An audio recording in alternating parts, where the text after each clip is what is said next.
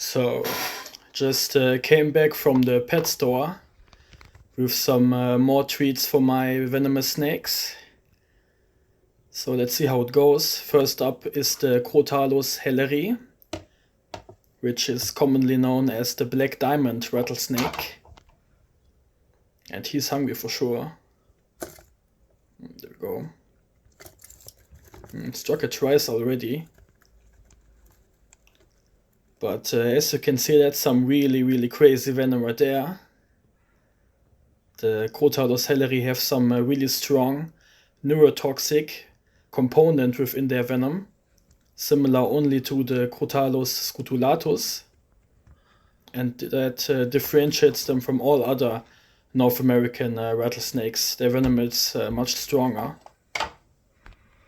There we go. So let's leave him alone now, and next up is the puff adder. There we go, he wastes no time. Namibian puff adder, Bitis arietans. And they are always very hungry snakes. They will actually regurgitate their prey if you feed them too much.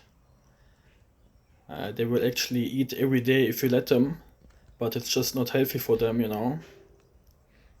Snakes like these you should only feed like once a week at most. They are built to survive in nature with only very limited resources. There we go. Beautiful snakes. Found all throughout Africa, and they all have that very complex pattern, typical for Bitis snakes. Wonderful. So let's go on to the next one then. So, and next up is my wonderful Crotalus pifanorum specimen. It's an adult male, and I hope you can still hear me or understand me reasonably well while he's rattling. And he's gonna be hungry for sure as well. Just wait till he spots the mouse now. It's gonna get hit now anytime. Boom, there we go. Very nice strike. So let's get the mouse in front of the camera. Oh, there we go. Look, that's how fast that venom kicks in. That mouse is not gonna move 1 inch further. It's gonna be very effective in nature for sure. He's not gonna search for his meal for a very long time at all once he struck the rodent. But I'm just gonna leave it right there next to him. We can start to eat it right away. He's definitely gonna enjoy that meal for sure. So let's go on to the next one then. So this is the Agkistrodon conanti, Florida cottonmouth. This is a female specimen. Oh, she missed. That's rare. The mouse actually dodged the strike. That's very interesting. I can assure you that that happens only in the rarest of cases. But she's not gonna miss again, I'm sure. Now she's gonna make sure to get a decent strike. I think I'm actually gonna replay that in slow motion maybe. You can do that on YouTube as well, of course. Just set down the video speed to see if the rodent actually dodged the strike or if she just missed, but whatever, she's gonna get it now. Full focus. I just wait till the rodent looks away, she's gonna strike then. I'm gonna show you that. Just watch the mouse.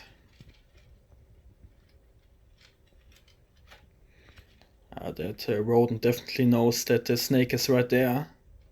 See? Even though he's... Oh, there we go, just like I said. She waited for the perfect moment to strike, when the rodent just looked away. Very nice. And as you can see, this is just gonna be a small snack for her. Not a big meal at all. But I'm actually gonna feed her boyfriend next. I've got a male and a female specimen of this species. So let's see if he's interested. I'm sure he's gonna be hungry as well. I think I'm actually gonna record him swallowing the mouse too. He's usually starting to feed on it right away. In contrast to her, she's gonna hold it. There we go. So this is the male specimen, Agkistrodon conanti, Florida cottonmouth, or water moccasin, depending on which common name you prefer.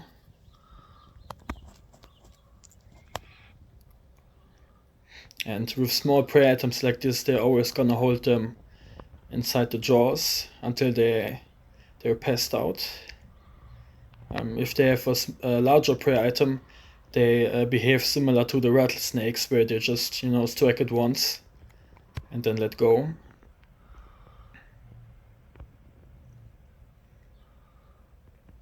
Very nice. He got a good grip right behind the head, as you can see. And he is probably still pumping in venom. But it looks like that mouse has just about passed away. So you should start swallowing it anytime. And there also were plenty of taxonomic revisions in regards to the cottonmouths, I think, as well. There were 3 subspecies before of Agkistrodon piscivorus, which is the, just a common cottonmouth. And the Agkistrodon conanti, which is this species, was a subspecies of Agkistrodon piscivorus before. So now we have Agkistrodon piscivorus and Agkistrodon conanti, and there was another subspecies, Agkistrodon leucostosoma was the name, I think, if I remember correctly.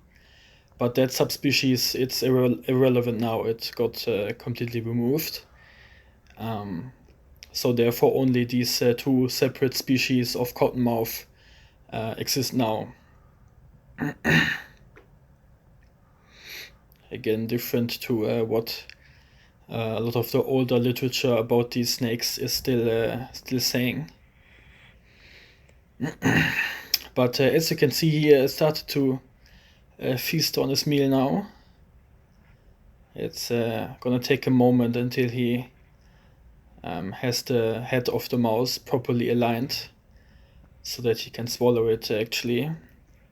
But after that, it's gonna be a matter of only a few minutes, I can assure you.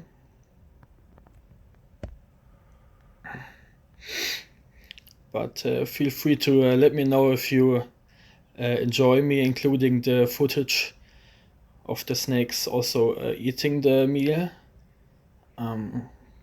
Obviously it slows down the pace of the strike compilation a bit, but I don't mind filming it either. Also in regards to other videos or other video ideas, feel free to let me know if you have anything for me in the comments. There we go, now he got the head down properly. And in nature, the cottonmouths actually have a very varied diet. They eat all kinds of amphibians, frogs, fish, and rodents, of course, as well. They also eat other snakes. They are strongly cannibalistic. You should never co-inhabit a cottonmouth or a copperhead, for example, with any other snake species. They're gonna eat it at some point for sure, even if they're not gonna do it right away. There we go. But obviously in captivity, the healthiest meal for them is gonna be just rodents, just live mice and rats in particular. That's always gonna be the healthiest meal for most snakes, for all venomous snakes actually in captivity, even if they eat other food items in the wild, preferably. Oftentimes rodents are still more healthy. I think if you only feed fish or only other reptiles, they're gonna end up being malnourished at some point. And next up is the saw-scale viper, Echis carinatus. Full focus. There we go. And she's holding on to the prey item again. Very interesting. But look how precise that strike was. Like, in my opinion, the saw-scale vipers and the botrops, so the lancehead pit vipers, they have the most precise strikes and most impressive strike range, at least compared to their own body size out of all the venomous snakes. Again, I don't have like data to prove that, but just like from what I can tell from my animals and from other keepers. So next up is the Crotalus cerberus. This is the female specimen. There we go.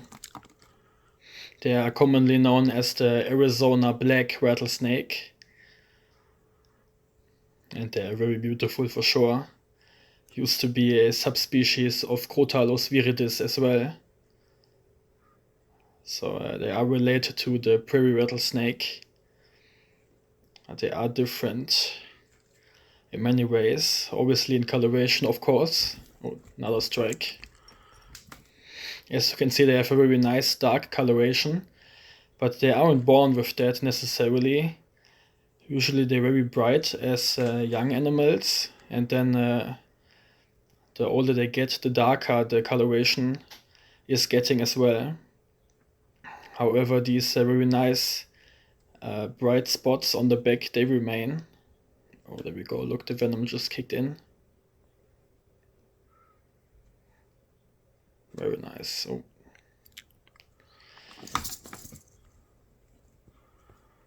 And with the bright spots on the back, with the females, they usually have this more white coloration. On the males, they almost look like golden.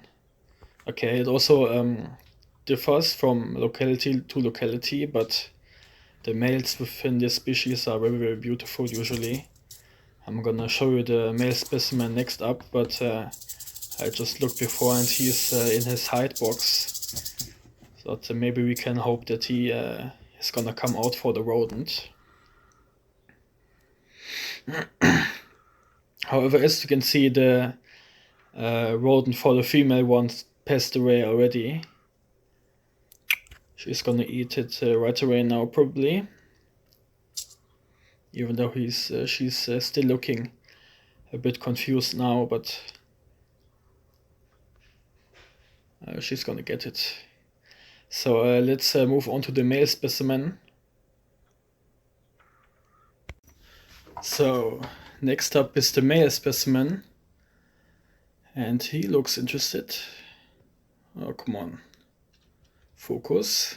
There we go. And he's holding onto that rodent for a good second or two. Probably dumping a good amount of venom inside it. Let's see here.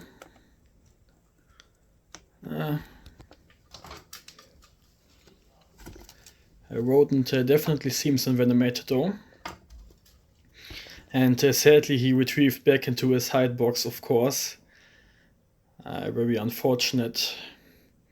As I mentioned while feeding the female one, he is looking much more beautiful, but he's a little bit shy today, so maybe you can have a better look at him in the next video. These small mice, they're not gonna be a very large meal for him at all. I'm actually gonna throw another mouse into his cage a few days probably. But again, I usually post this drag compilations only if I have plenty of good footage recorded, of course. And that takes a while. Sadly, I wasn't able to upload as much as I wanted to because I was busy with some other stuff as well, but I'm probably gonna be posting more videos in the next few days. Obviously, I only feed my animals if they're actually hungry, or if they, if it's healthy for them. I'm not gonna just overfeed them for the sake of producing more videos. So I am limited to a certain extent on how often I can post, but I will just try that the other stuff doesn't get in the way so much as it has been for the last few days, which kept me from uploading. But anyway, I'm not gonna bother you with more channel stuff. As you can see, the mouse is almost completely done. Not yet, but I'm sure it's gonna pass away within the next few minutes. There we go. There's actually not too much known about the venom of the Crotalus cerberus. Some people say it's comparably mild. Of course, it's still a pit viper, so it's always gonna have potentially lethal outcome. They are again closely related to the Crotalus viridis, but even within this species of rattlesnake, the toxicity level varies from locality, so you really cannot be sure about how potent the cerberus is then, when there isn't any scientific research going on at the moment.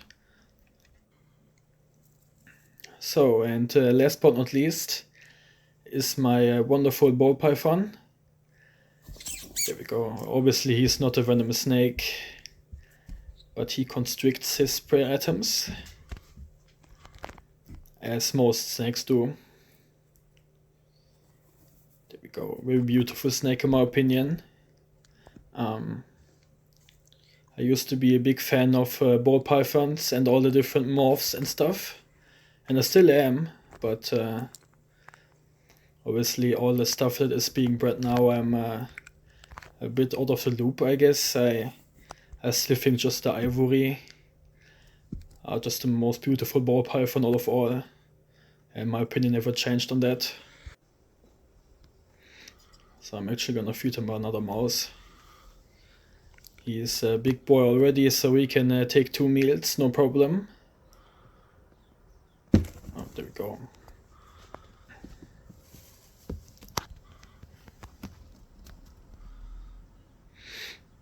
As you can see, you got a good grip on the mouse.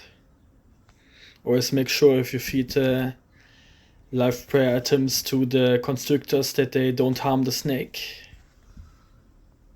Obviously.